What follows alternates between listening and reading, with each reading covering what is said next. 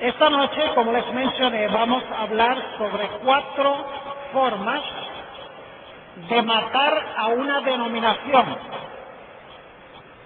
o 4 formas de matar a una iglesia. Sin embargo, antes de que hablemos de este tema tan importante y tan solemne, quiero pedirles que inclinen sus rostros conmigo y vamos a orar. Padre Celestial, te damos gracias por el privilegio de encontrarnos una vez más aquí en este lugar con el fin de escuchar tu voz. Pedimos, Señor, que esta noche tu Espíritu Santo hable a nuestras mentes y corazones. Es un tema solemne. Estamos viviendo en tiempos peligrosos. Te pido, Señor, que nos mantengas fieles a ti hasta aquel día cuando Jesús venga en las nubes del cielo a buscarnos para llevarnos a la patria celestial y a la tierra nueva, donde habitaremos siempre con nuestro Señor. Pedimos pues tu compañía. Te lo pedimos en el precioso nombre de Cristo Jesús. Amén. Quiero invitarles a abrir sus Biblias conmigo al libro de Apocalipsis, el capítulo 10. Apocalipsis, el capítulo 10. Es una profecía probablemente bien conocida por la mayoría de los que estamos aquí. No vamos a tomar el tiempo para estudiar en detalle cada aspecto de este capítulo. Algunas de las cosas sencillamente las vamos a repasar. En este capítulo encontramos a un ángel poderoso que tiene un pie sobre el mar y un pie sobre la tierra, indicando que el mensaje que trae este ángel es un mensaje universal, un mensaje mundial. El ángel tiene en su mano un librito abierto. En realidad, en el griego en que fue escrito el Nuevo Testamento, dice un librito que hubo sido abierto. Es decir, en algún momento, antes de que el libro se abriera, estaba cerrado.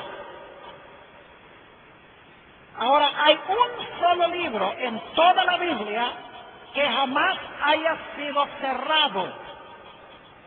Y ese es una porción del libro de Daniel. Ustedes conocen en Daniel 12 y el versículo 4, donde dice, sella las palabras y cierra el libro hasta el tiempo del fin. Muchos correrán de aquí para allá y la ciencia o el conocimiento de las profecías de este librito se aumentaría en el tiempo del fin. En realidad, aunque no tengo tiempo de entrar en detalle a analizar lo que es este libro, en realidad es aquella porción del libro de Daniel que tiene que ver con la profecía de los 2300 días. Es decir, este librito que tiene el ángel en su mano derecha se compone de Daniel 8 al 12. La última mitad del libro de Daniel es este librito. El tema central de este librito son los 2300 días. Ahora, a Juan se le dice que tome este librito, que es Daniel 8 al 12, este librito que tiene que ver con los 2300 días, que van desde el año 457 antes de Cristo hasta el año 1844, se le dice a Juan que tome el libro y que lo consuma. Y el ángel le dice a Juan, cuando consumas este libro, va a ser dulce en tu paladar, pero se va a tornar amargo en tu vientre. Y así fue que Juan se comió el libro, como le dijo el ángel. El libro fue dulce en su boca, pero le dio agrieras, fue amargo en su vientre. Ahora, ¿qué representa esta visión? El librito es la porción de Daniel que tiene que ver con los 2300 días. Es decir, este librito tiene que ver con el año 1844. Ahora, nosotros no andamos por allí comiendo libros. Lo que quiere decir es que Juan debía consumir el mensaje del libro, las palabras del libro, debía consumirlas. Y las palabras del libro en la boca le iban a causar gozo y dulzura, en el vientre amargura. La Iglesia Adventista ha comprendido que esta profecía está describiendo el gran chasco de 1844. Es decir, Dios estaba prediciendo 2000 años casi antes de que sucediera el chasco que se realizó con el movimiento milerita. Ellos creían que Jesús iba a venir el 22 de octubre de 1844. Cuando estaban anticipando esa fecha y estaban pensando que Jesús iba a venir, fue una experiencia dulce lo que sacaron de Daniel, porque decían hasta 2300 días el santuario será purificado. El santuario es la tierra. Cristo vuelve a la tierra el 22 de octubre de 1844. Pero después que pasó el 22 de octubre, la gente se llevó un inmenso chasco. La experiencia que había sido dulce en su boca, cuando habían masticado, por así decirlo, el mensaje, se tornó amargo. Las iglesias empezaron a echar a los mileritas. La gente se burlaba de ellos y decía, ¿a dónde está el Cristo que ustedes estaban esperando? Es decir, hubo un gran chasco. Yo quiero que ustedes noten que este chasco fue algo que Dios previó. Dios anunció de antemano. Es decir, Dios le había dicho en el libro de Apocalipsis que iba a haber una experiencia dulce en anticipación del 22 de octubre, pero que después de esta fecha iba a haber amargura. Ahora, el versículo especial que quiero que notemos es el versículo 11 de Apocalipsis 10. Inmediatamente después del chasco, después que el grupo de mileritas estaban esperando ansiosamente la venida de Jesús, y para ellos era dulce pensar que Jesús iba a venir, y después que su experiencia se tornó amarga porque Jesús no vino, el ángel da una comisión.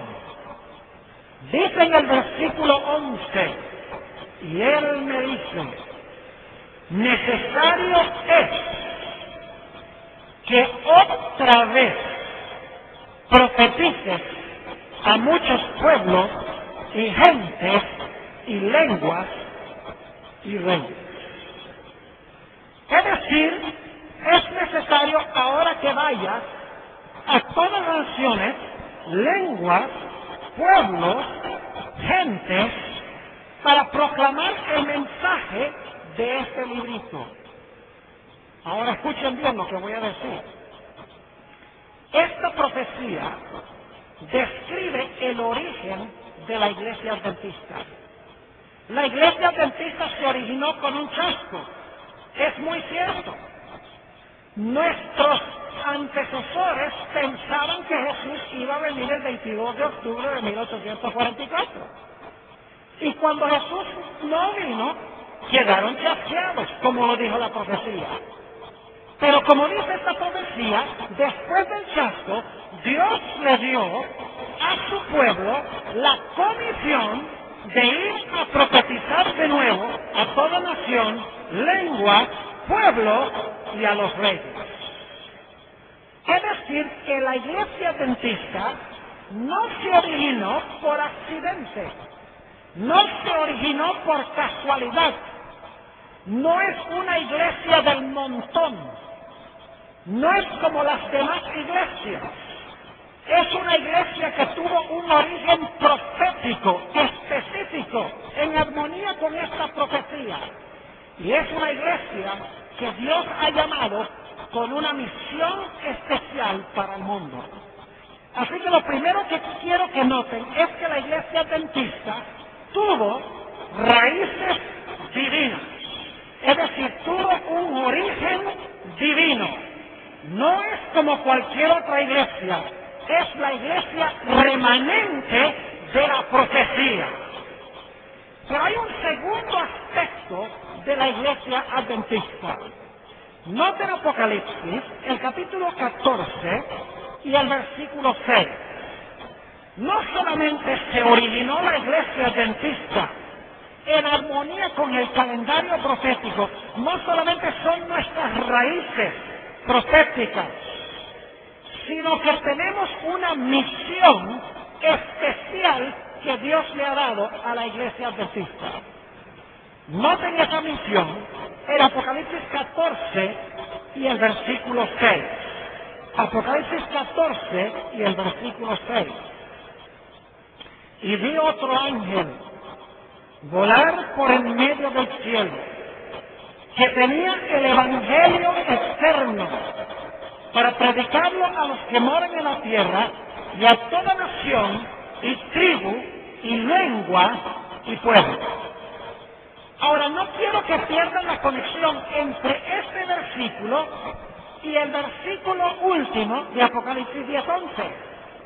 En Apocalipsis 10:11, después del chasco, Dios dice, es necesario que salgas y profetices a muchos pueblos, naciones, lenguas y reyes. Aquí está el mensaje que debe proclamar la iglesia remanente. El mensaje que debe ir a toda nación, tribu, lengua y pueblo. Es decir, nuestra misión como iglesia adventista, que tuvo un origen divino, profético, que tiene raíces arraigadas en las profecías de la Biblia, nuestra misión es llevar el mensaje del Evangelio a todo el mundo. Esa es nuestra misión. Es decir, que la iglesia adventista tiene un origen divino y tiene una misión divina, que es llevar el Evangelio a todas las naciones del mundo. Pero hay un tercer aspecto especial de la iglesia adventista, y es que Dios le ha dado a la iglesia adventista un mensaje especial.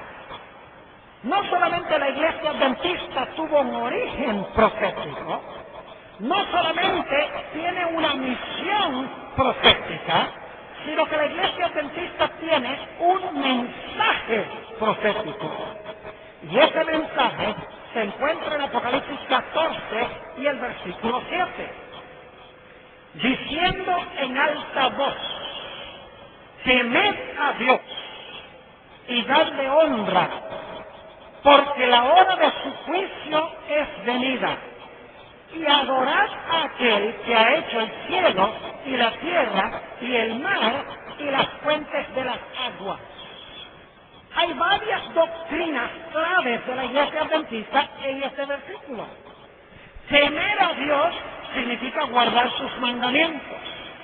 Teme a Dios y guarda sus mandamientos, porque eso es el todo del hombre. Dar gloria a Dios significa que debemos cuidar de nuestra salud. Glorificad pues a Dios con vuestro cuerpo y con vuestro espíritu, los cuales son de Dios.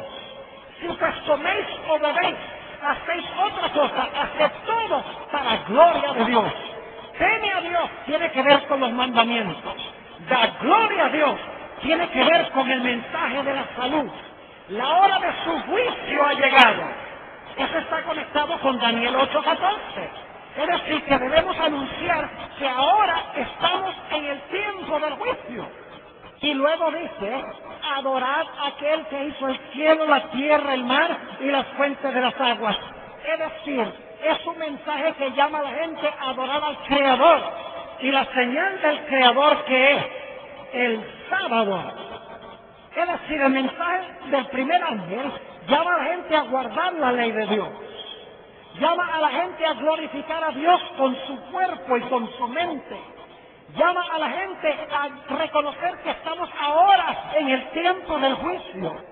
Llama a la gente a honrar al Creador guardando su santo sábado. Y dicho sea de paso, también encontramos aquí la doctrina del estado de los muertos. Y ustedes dicen, ¿cómo está el estado de los muertos allí? Escuchen bien. Si Jesús comenzó el juicio en 1844, entonces nadie se fue al cielo o al infierno cuando se murieron. Porque si la gente se fue al infierno o al cielo cuando se murieron, ¿a qué va a juzgarlos Jesús en 1844? La idea del juicio conlleva la idea de que los muertos nada saben sino hasta el momento de la resurrección. Pero allí no termina el mensaje de la Iglesia Adventista. No solamente llama la atención a la ley, no solamente llama la atención a cuidar el cuerpo y la mente, no solamente llama la atención al juicio, no solamente llama la atención a la idea de que los muertos están muertos, no solamente llama la atención a la gente de que deben guardar el santo sábado de Dios, sino que el segundo ángel llama a la gente a salir ¿de qué? De Babilonia. Y el libro de Apocalipsis explica que Babilonia se compone de las iglesias apóstatas, primordialmente Roma papal y el protestantismo apóstata.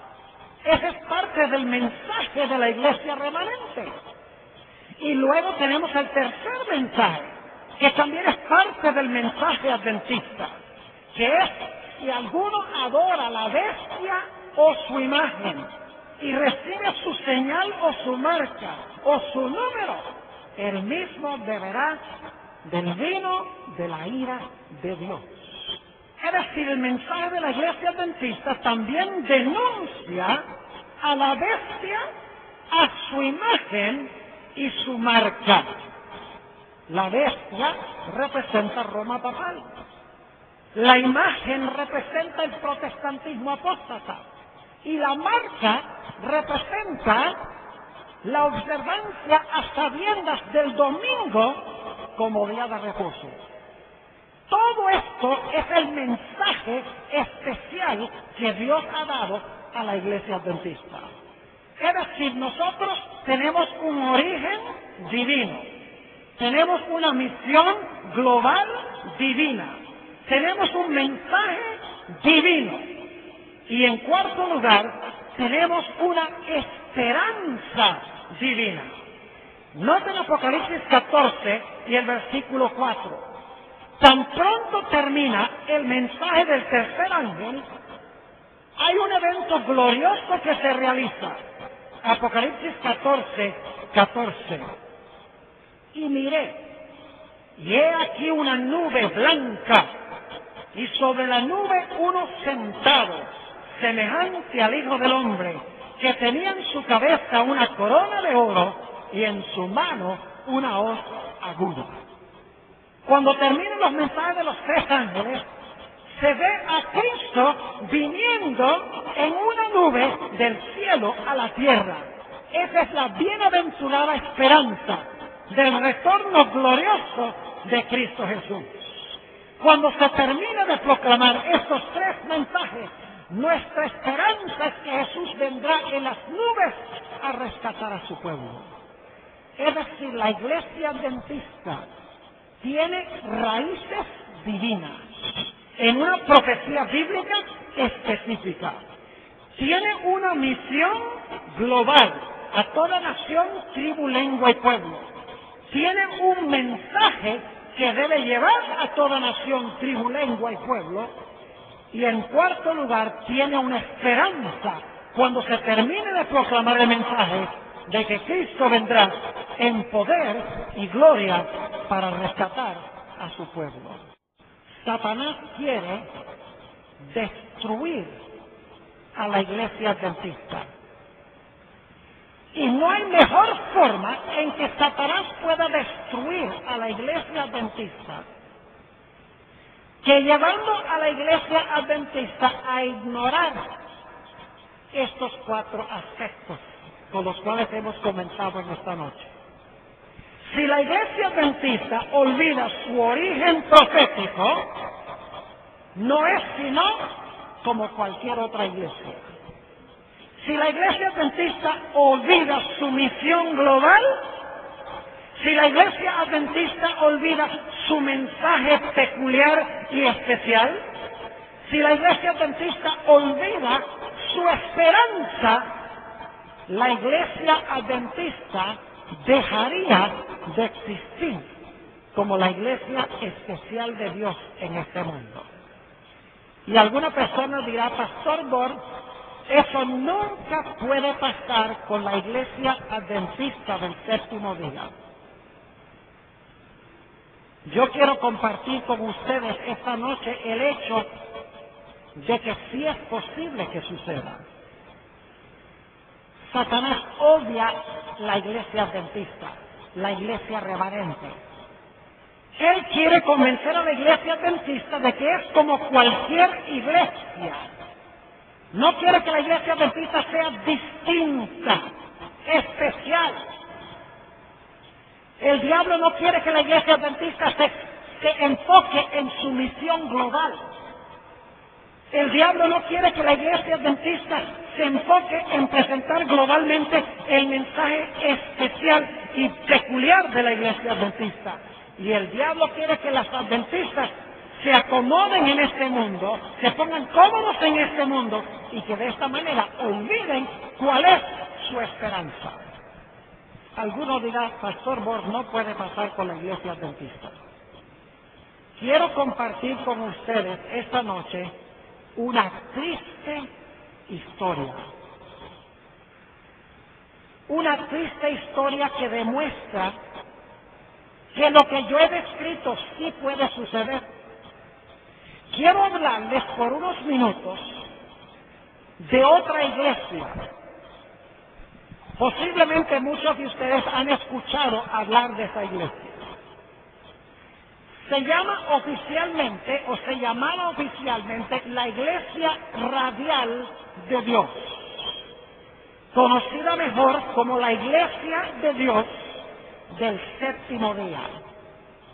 Es aquella iglesia que enseñaba que Cristo fue crucificado el miércoles y resucitó el sábado.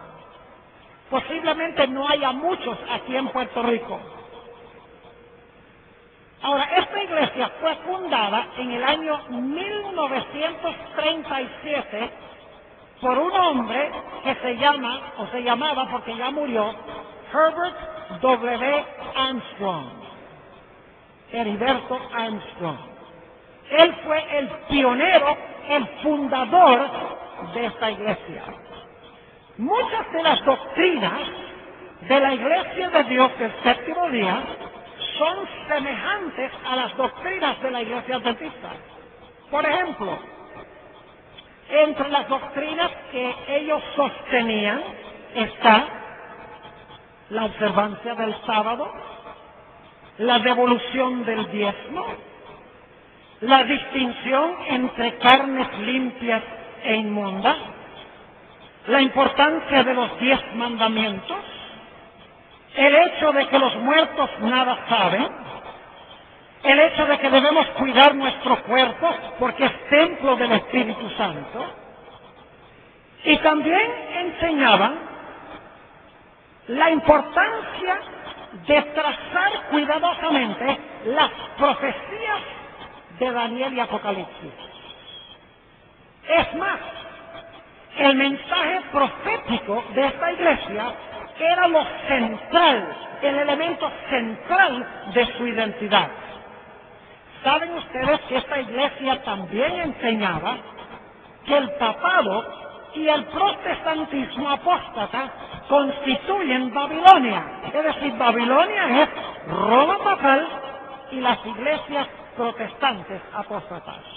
Claro, esa iglesia tenía otras ideas, doctrinas diferentes a la iglesia adventista, como por ejemplo que Cristo fue crucificado el miércoles y resucitó el sábado. La idea de que debemos celebrar las fiestas judías y algunas otras ideas proféticas con las cuales nosotros no congeniamos. Pero esos puntos no son los que quiero enfatizar ahora. Lo que quiero enfatizar es que el pastor Armstrong en 1937 fundó esta iglesia, fue el pionero, estableció una iglesia muy semejante en muchos sentidos a la iglesia adventista del séptimo día, con muchas de sus mismas doctrinas. El pastor Armstrong tenía un programa de televisión que se sintonizaba en muchas partes del mundo. El nombre de ese programa es The World Tomorrow, es decir, el mundo del mañana. El pastor Armstrong, sabiendo también la importancia de las publicaciones, publicó una revista que posiblemente ustedes han oído mencionar, la revista La Pura Verdad. ¿Han oído hablar de la revista? Ahora sí empiezo a decir, ahora sé de cuál iglesia está hablando el pastor Gore. La revista La Pura Verdad, que en su apogeo, esta revista tenía una circulación de 7 millones de ejemplares a nivel mundial. Es una iglesia que estaba creciendo a nivel mundial fenomenalmente. Establecieron una universidad en la ciudad de Pasadena, California. La universidad se llamaba la Universidad Embajadora, Ambassador University, porque la idea era mandar misioneros como embajadores a diferentes países del mundo. Esta denominación creció significativamente. Se estaba proliferando en muchos países del mundo. Pero en 1986 murió el fundador, el pionero, Herbert W. Armstrong. El manto del pastor Armstrong cayó sobre un hombre que se llamaba, porque murió también, Joseph Hatch Sr. En tan solo 10 años sucedieron cosas con esta iglesia que uno no se podría imaginar que podrían suceder. Después del año 1986, cuando murió el pionero, el fundador, la iglesia respetó por 4 o 5 años el liderazgo de Joseph Hatch. Pero en 1992 empezaron a suceder cosas extrañas en la Iglesia de Dios del séptimo día. En primer lugar, empezaron a desaparecer los libros del fundador, del pionero, Herbert Armstrong. Los quitaron de las librerías y ya no los publicaron. Empezaron a desenfatizar la dimensión profética de esta iglesia. Empezaron a no hablar de las doctrinas distintivas de esta iglesia. En lugar de los libros del pastor Armstrong, empezaron a publicar nuevos libros con lo que ellos mismos llamaban una nueva teología. Había un sentir entre los dirigentes, estos nuevos dirigentes, que no era deseable mantener en alto la teología y el carácter distintivo de esa iglesia. Empezaron a decir los líderes que sería buena idea, más bien, acercarse lo más posible a las iglesias protestantes evangélicas. Empezaron a enseñar de que el papado y el protestantismo apóstata no tenía nada que ver con las profecías. Empezaron a enseñar de que la iglesia de Dios del séptimo día no era una secta, ni era un culto, sino que era una denominación cristiana. No querían ser reconocidos como un grupo aparte del cristianismo, sino que querían que se vieran como cristianos en pleno estado, como lo eran las demás denominaciones. Echaron abajo las creencias y prácticas distintivas de la iglesia. A fines del año 1994, solo 2 años después que comenzó este movimiento en la Iglesia de Dios, el pastor Catch Sr., el padre, comenzó un proceso en la iglesia que iba a causar un desastre de alcance mayor. En enero de 1995, el pastor Catch, el nuevo líder de la iglesia, envió un video a todas las iglesias de esta denominación a nivel mundial. En ese sermón, en ese video, él le informó a todas las iglesias de la denominación de que iba a haber grandes cambios en la iglesia. Y les dijo que si no aceptaban los pastores estos cambios, se les iba a desemplear. Y cualquier miembro que no estuviera de acuerdo con esta nueva teología y con este nuevo sistema, iba a ser desfraternizado de la iglesia. En septiembre de 1995 murió el pastor Catch y fue sucedido por su hijo, Joseph Catch Jr. Y las cosas empeoraron. El hijo escribió un libro sobre los 2 pactos. En el libro decía que bajo el nuevo pacto estamos bajo la gracia y ya no es necesario guardar la ley. Empezó a enseñar de que el sábado era parte del viejo pacto, al igual que el diezmo, la distinción entre carnes limpias e inmundas, la norma en cuanto al uso de las joyas y las prendas, y enfatizó que ya no era tan necesario estudiar las profecías de la Biblia.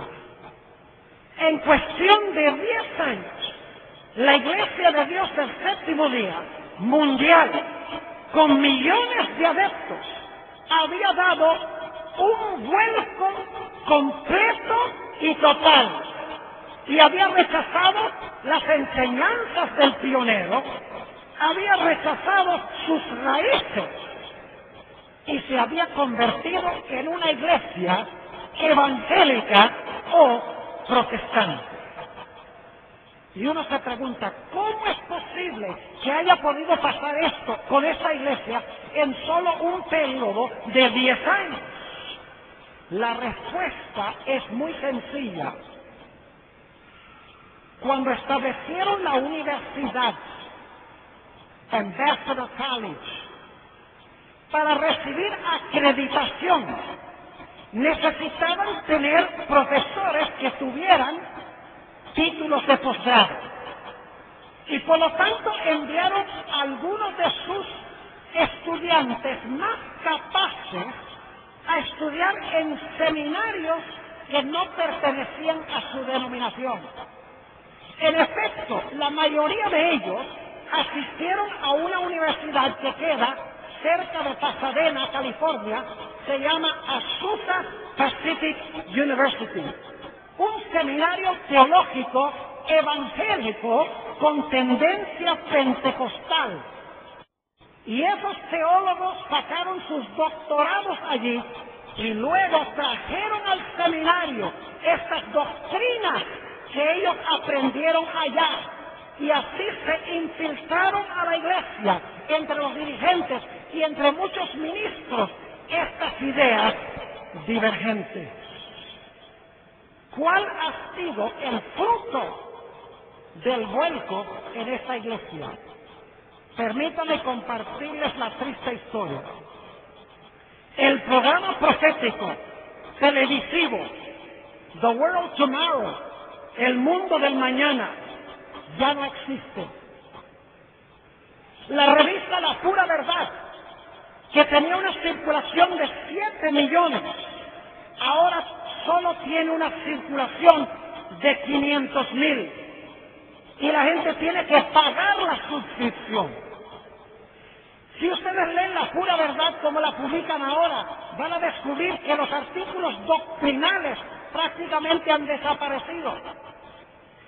No hay artículos sobre eventos finales, sobre profecías, sobre la segunda venida.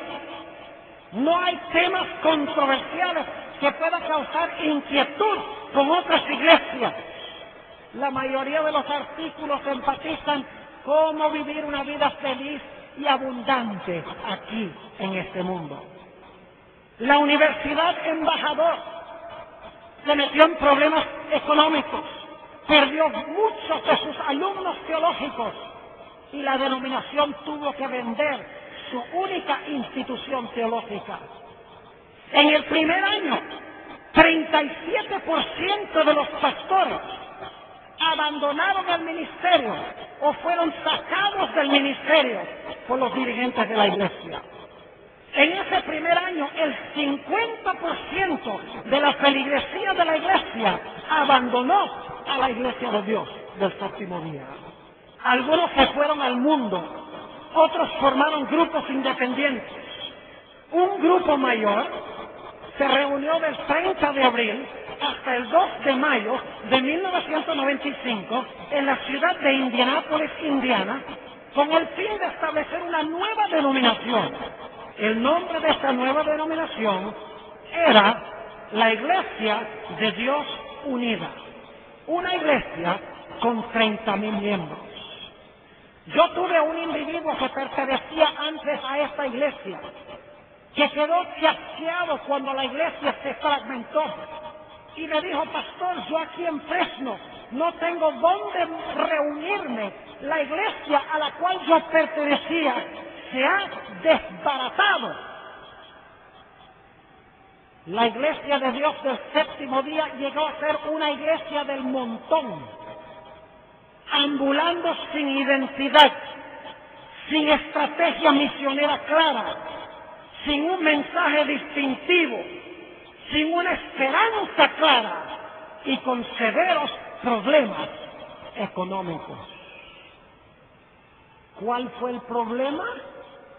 Olvidaron sus raíces, olvidaron su misión, olvidaron su mensaje y por lo tanto perdieron su esperanza. Alguno podría decir: pastor Borg, ¿puede eso pasar en la iglesia adventista? Nada es imposible.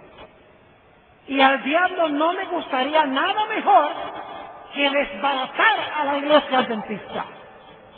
La sierva de Dios declaró en Mensajes Selectos, tomo 1, la página 142. Tenemos mucho más que temer de enemigos internos que de enemigos externos. Los impedimentos para el vigor y el éxito provienen mucho más de la iglesia misma que del mundo. Hermanos y hermanas, ustedes podrán pensar y decir: esto no puede pasar en la iglesia adventista. Y yo oro a Dios de que no pase, porque esta es la iglesia remanente de Dios. Y debemos permanecer en ella y debemos luchar por ella, y debemos levantar en alto su misión, y debemos levantar en alto su mensaje, y debemos estar orgullosos de sus raíces, y debemos tener esa esperanza viva, ardiente en el corazón de la venida de Jesús. Nunca debemos perder eso. Algunos podrán decir, Pastor Bora es un alarmista. Yo quiero compartir con ustedes una historia muy fascinante que se ha estado escribiendo durante los últimos meses. La Unión del Pacífico, a donde sirvo yo como pastor, es la unión más grande de Norteamérica. Tiene cerca de 200,000 miembros. Nuestro presidente, el pastor Tomás Mostert, por su propio testimonio, dice que durante muchos años él estaba de acuerdo con los planes de crecimiento de la iglesia que aparecían por ahí en las denominaciones no adventistas. Inclusive nos decía este año en el campestre a los pastores de nuestra asociación que durante muchos años él promovía la idea de mandar ministros adventistas a estos seminarios que se dan sobre crecimiento de la iglesia. Algunos de esos seminarios son, por ejemplo, en la iglesia de Willow Creek, en Chicago, una iglesia pastoreada por Bill Hybels, una iglesia que tiene más de 25,000 miembros, que se reúne los domingos. Otro, Rick Warren, quien escribió The Purpose Driven Church, la iglesia con propósito, supongo que sería la traducción. Él pastorea la iglesia de Saddleback, que tiene más de 30,000 personas en asistencia los domingos. Mandaba pastores a los seminarios en la Catedral de Cristal de Robert Schuller. Animaba a los pastores que fueran a estudiar en el seminario teológico de Fuller Theological Seminary. Inclusive mandaba a individuos a seminarios de un nuevo pastor joven que se llama Joel Osteen, que tiene la iglesia más grande en los Estados Unidos. Ahora, se reúnen más de 40,000 personas los domingos en la mañana para el culto. Y el pastor Mostert dice que durante años él pensaba que este movimiento de crecimiento de la iglesia era la forma en que la iglesia adventista podía tener una explosión evangelística y crecer a una velocidad grande. Pero el pastor Mostert, en los últimos meses, decidió mirar las declaraciones de fe o las creencias fundamentales de estas iglesias. Y decidió comparar las creencias fundamentales de estas iglesias con lo que dice el espíritu de profecía. Y el pastor Mostert ha dado un vuelco de 180 grados. Recientemente se publicó un libro del pastor Mostert. El libro en inglés se titula Hidden Heresy. Is Spiritualism Penetrating the Seventh-day Adventist Church? El título en español, Herejía oculta. ¿Está penetrando el espiritismo en la iglesia adventista del séptimo día? Es un libro publicado por la Pacific Press. O sea, tiene el imprimatur denominacional. Y es escrito por un presidente de unión, la unión más grande de Norteamérica, con casi 200,000 miembros. El pastor Mostert, en este libro, dice que las creencias fundamentales de estas iglesias en ni un solo caso llaman a la gente al arrepentimiento antes de recibir a Jesús. Ni una sola declaración de creencias fundamentales menciona la importancia de obedecer la santa ley de Dios. Encontró que en sus declaraciones estas iglesias tienen como su misión hacer que la gente se sienta bien, tratar de suplir las necesidades que siente la gente. Encontró que ellas están moldeando sus métodos de adoración y de música para satisfacer los gustos de los que vienen a estas iglesias. También descubrió que estas iglesias no quieren que se presente ningún tema controversial, nada doctrinal, nada profético que pueda ofender a las personas que asisten a la iglesia. Tal vez por eso es que estas iglesias están creciendo tanto, porque las iglesias no esperan nada de nadie. Son prácticamente unos clubes sociales, si podríamos decirlo. La división norteamericana consideró tan importante la obra del pastor Mostert que le pidieron al pastor Mostert que fuera a presentar este material a todos los presidentes de las asociaciones de la división norteamericana, porque él demostró que los métodos de estas iglesias, las creencias de estas iglesias, el estilo de adoración de estas iglesias, el estilo de vida de estas iglesias, es total y radicalmente distinto y diferente que el origen, la misión, el mensaje y la esperanza de la iglesia adventista del séptimo día. Yo doy gloria a Dios de que un presidente de unión haya tenido la valentía de pararse y decir: las cosas no andan bien. Porque saben ustedes que en la iglesia adventista tenemos muchas iglesias en Norteamérica que ahora están adoptando estos sistemas y métodos de estas iglesias.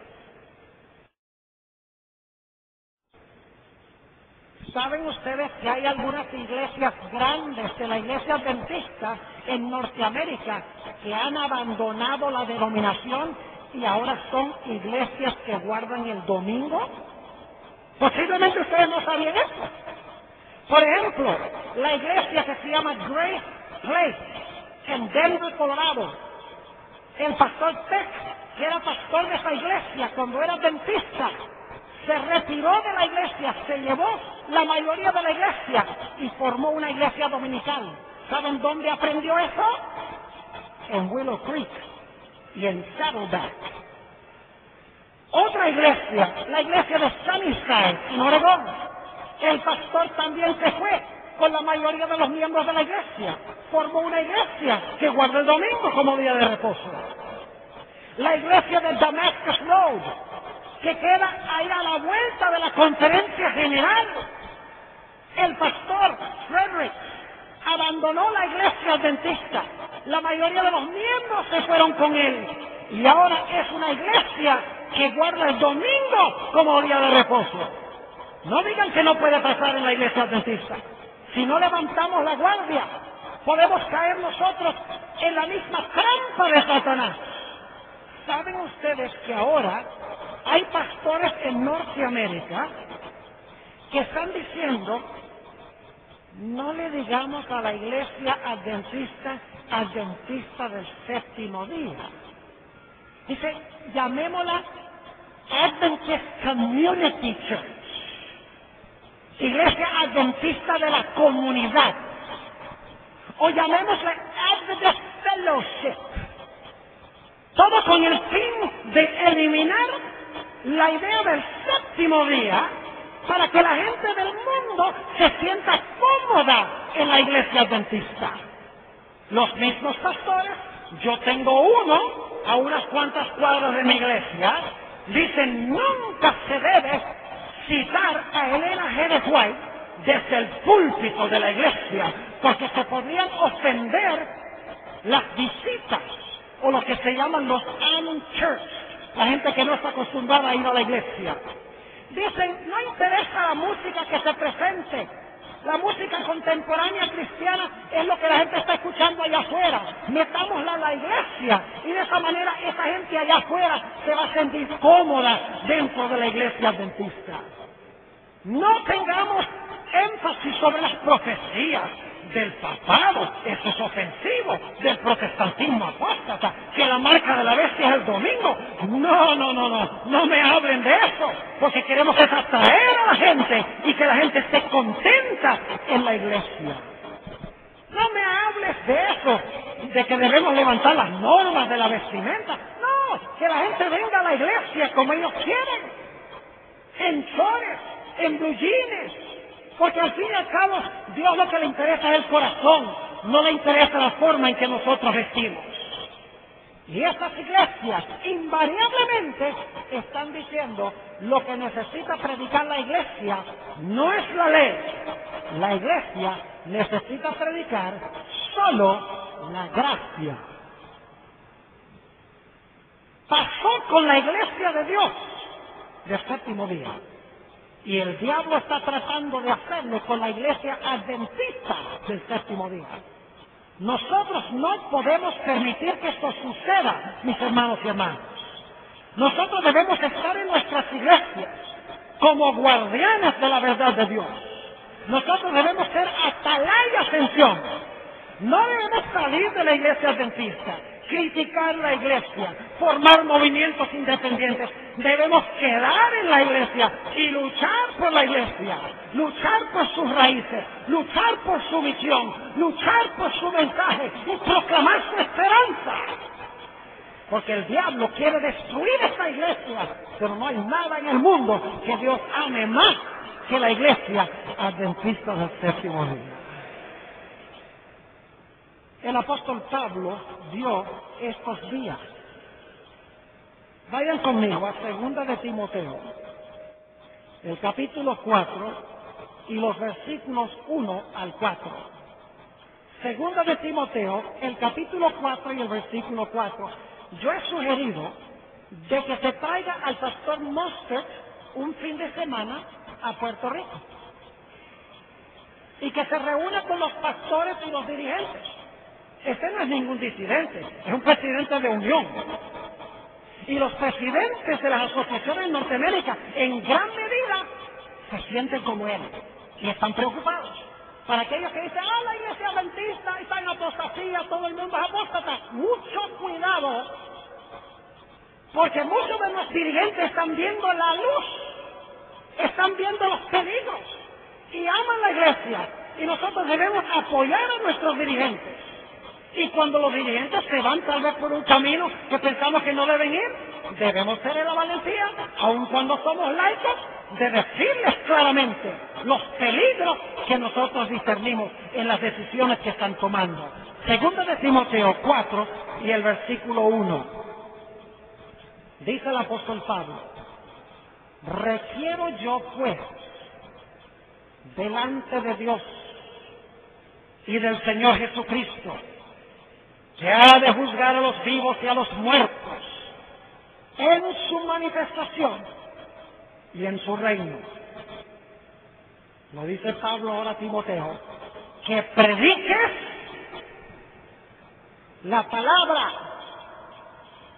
Se oye muy poca palabra en los púlpitos adventistas hoy.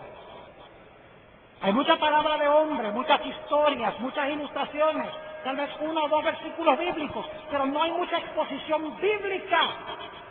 Una de las responsabilidades de los pastores es estudiar la Biblia para que puedan alimentar con alimentos sólidos a la grey de Dios. Dice el apóstol Pablo que prediques la palabra, que instes a tiempo y fuera de tiempo. Redarguye, reprende, exhorta, todo está con la palabra, ¿no?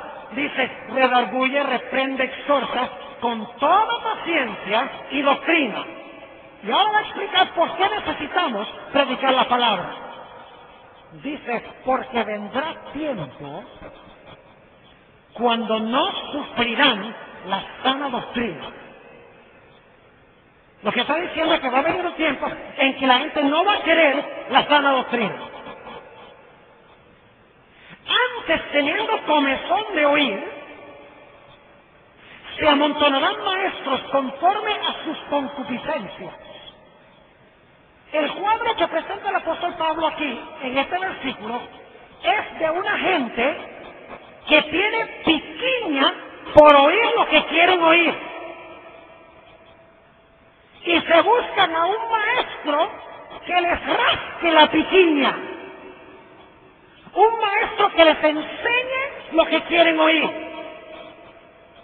Dice que se amontonarán maestros que les enseñen de acuerdo a sus propias concupiscencias. Es decir, que les enseñen que no hay problema, puedes seguir pecando, puedes seguir viviendo una vida llena de pasiones malas, que eso es lo que significa la palabra concupiscencia aquí. Y luego dice el apóstol Pablo, y apartarán de la verdad el oído y se volverán a las fábulas. Eso ha hecho el mundo cristiano. Ay de nosotros si nosotros nos ponemos a agarrarle prestado a Babilonia. Tenemos suficiente luz en el espíritu de profecía sobre cómo crecer una iglesia. ¿Saben por qué no está creciendo la iglesia? Porque nosotros los laicos estamos sentados flojos, calentando una banca. Ahora les voy a echar a ustedes. Hablamos ya de la dirección de la obra y de lo que está pasando en la iglesia. Ahora, la razón por la cual la iglesia no crece es porque nosotros no estamos estudiando con la gente y preparándola para entregarse al Señor y para bautizarse. Es tiempo de que nosotros nos levantemos de nuestros asientos y salgamos a nuestros vecinos, a nuestros amigos, a nuestros compañeros de trabajo, a las personas con quienes tenemos contacto, nuestra familia, para proclamarles el mensaje especial para este tiempo. Todo el mensaje completo. Hermanos, si nosotros hiciéramos eso, no tendríamos que ir a adoptar los métodos de Willow Creek, ni los métodos de Saddleback, ni los métodos de la Catedral de Cristal, porque el método de Dios es evangelizando cada uno individualmente a otras personas. Nuestras iglesias estarían llenas y estarían vivas en el Señor. Hermanos y hermanas, nunca olvidemos nuestro origen, nuestras raíces. Nunca olvidemos nuestra misión. Nunca olvidemos nuestro mensaje distintivo y especial. Y nunca perdamos la esperanza. Oremos. Padre Celestial, te damos gracias porque tú nos has dado en tu palabra lecciones claras